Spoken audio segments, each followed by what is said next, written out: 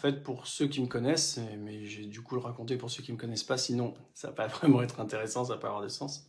Je suis né prématuré, donc quand je suis né, ça a été compliqué. J'ai été placé en couveuse, sous oxygène, etc. Et bref, pour faire très simple, depuis quelques années, enfin depuis toujours, j'ai les poumons cramés, mais depuis quelques années, c'est devenu compliqué.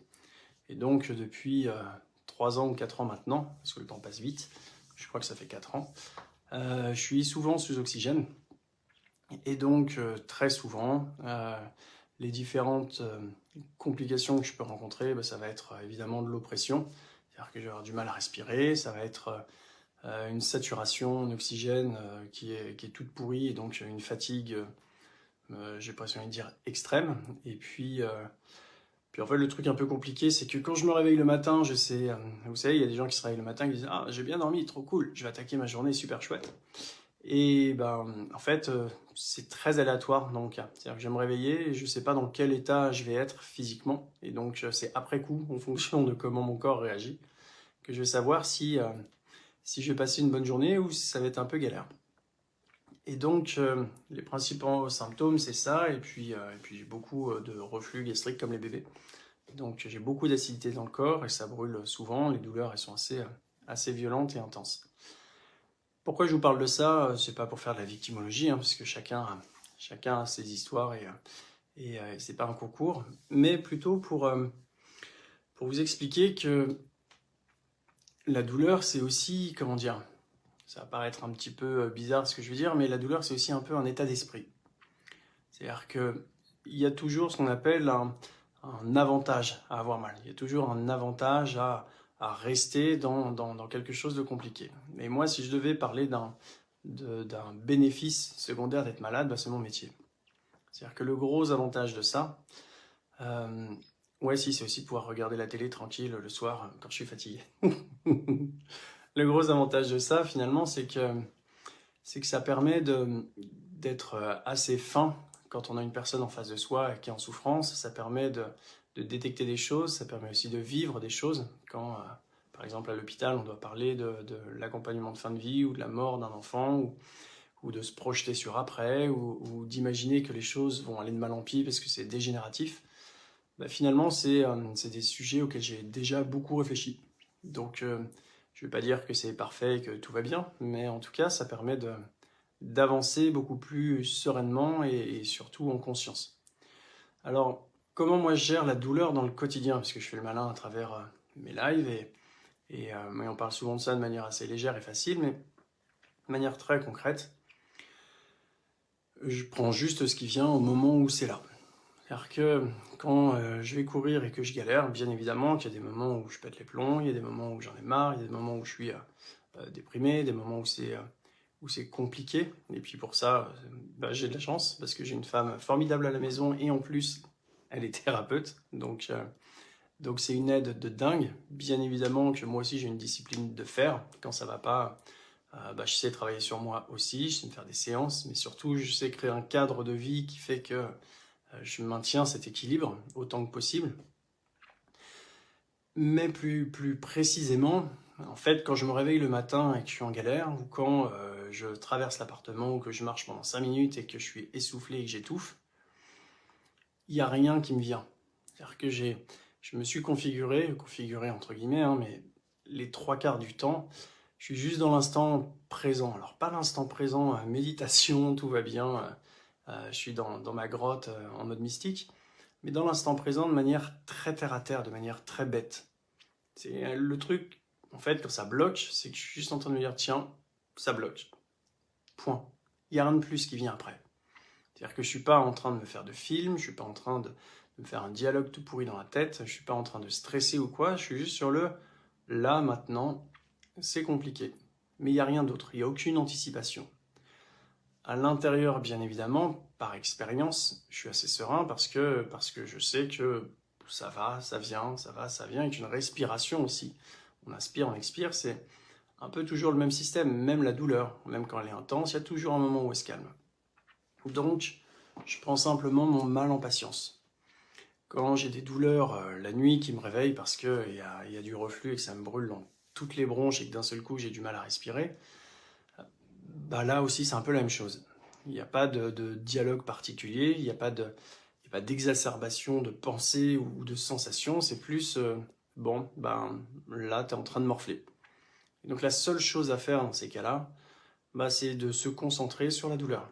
C'est déjà de l'accepter parce que je ne peux pas faire grand-chose, à part focuser dessus, prendre du recul, et puis soit embrasser la douleur, soit essayer de la retirer le temps de me rendormir. Mais sinon, dans la journée, c'est simplement prendre ce qui vient. Et ça s'arrête, ça se limite vraiment à ça. Par contre, je parlais d'être en conscience, tout le reste, ça va être de mettre un équilibre de vie aussi efficace que possible et aussi intelligent que possible. Alors, c'est pas parfait, hein. Parfois je bois de l'alcool, parfois je mange McDo, parfois je dors pas beaucoup, etc. Et c'est pas très grave parce que c'est la vie. Mais les 3 quarts du temps, toujours, j'essaye de respecter des règles assez classiques qui est de faire du sport. J'ai la chance de pouvoir continuer à faire du sport. Ceux qui courent avec moi savent à quel point je déchire. Mais, mais c'est ça le truc. C'est de continuer de manger correctement, continuer de dormir correctement, continuer de travailler parce que ça me maintient en énergie, mais pas trop non plus. De toute manière, une fois de plus, le corps parle. Donc quand le corps parle, pardon, ben, l'idée c'est d'écouter un petit peu. D'écouter avec les oreilles d'ailleurs. Et donc, si je devais donner un conseil, même si je suis absolument pas un exemple sur le sujet, parce que quand je vois les enfants à l'hôpital, eux, ils m'apprennent beaucoup pour le coup, c'est qu'à chaque jour suffit sa peine, si on parle de douleur, et, et que malgré la douleur, c'est pas une excuse suffisante pour se plaindre et pour aller mal. C'est pas une raison suffisante pour lâcher l'affaire, c'est pas une raison suffisante pour arrêter de voir que derrière il fait beau, qu'il y a un soleil de ouf, et qu'on est dans un environnement plutôt chouette. C'est pas une raison suffisante pour faire la gueule toute sa vie. C'est pas une raison suffisante pour détester la vie ou arrêter d'être en lien avec ses proches. Ça veut pas dire qu'il n'y a pas des moments où on aura envie de ça, parce qu'effectivement quand on souffre tout le temps c'est l'enfer, mais si on souffre tout le temps et que c'est l'enfer, pardon, c'est qu'on a oublié d'ouvrir les yeux et de regarder la réalité. Alors, Catherine, le corps semble avoir sa vie autonome. Qu'en penses-tu? Ben, alors je ne sais pas trop dans quel sens tu poses cette question, mais même si je l'imagine un petit peu. En fait, pour schématiser très simplement, le cerveau, c'est le centre du système nerveux. Et il a des ramifications partout dans le corps, jusqu'au bout des doigts de pied, en passant par les cheveux. Donc, à chaque fois que tu émets une pensée, et même, j'ai envie de dire, si tu arrêtes de penser, on va pas aller jusqu'à la mort, parce que là, c'est différent, mais ton corps, oui, il sait mieux que toi comment tu vas. Quand, quand tu... J'ai fait une expérience il y a quelques années, c'était un truc assez étonnant. Pendant un mois, je m'étais mis à méditer une demi-heure par jour. Tous les jours, la même heure, méditation. Alors, pas écouter des musiques sur Google et puis imaginer ne rien faire, mais de la vraie méditation, c'est-à-dire rentrer en transe, prendre contact avec son corps, la connexion avec ce qui t'entoure, etc. Donc, d'être dans un état vraiment particulier, un état méditatif pendant une demi-heure par jour, pendant un mois. Et ce qui va être drôle, c'est que bah, l'alcool ne m'intéressait plus du tout. C'est-à-dire que pendant cette période-là, je buvais plus du tout d'alcool. Je savais exactement quand m'arrêter de manger et c'était je mangeais à peu près un tiers de moins que d'habitude. Et c'était comme si, effectivement, mon corps me guidait. Comme si j'étais en communication directe avec le corps et qu'il expliquait exactement tout ce dont il avait besoin. Alors, est-ce que le corps, il est autonome? Le corps, il ne fonctionne pas sans cerveau, sinon il ne se passe pas grand-chose. Et le corps, il ne fonctionne pas non plus sans ton esprit. Pardon. Mais si tu arrives réellement à entrer dans cette communication-là, effectivement, tu vas réussir à en faire quelque chose de plutôt puissant. Alors, Alexandra, Nicolas. Hop, pardon.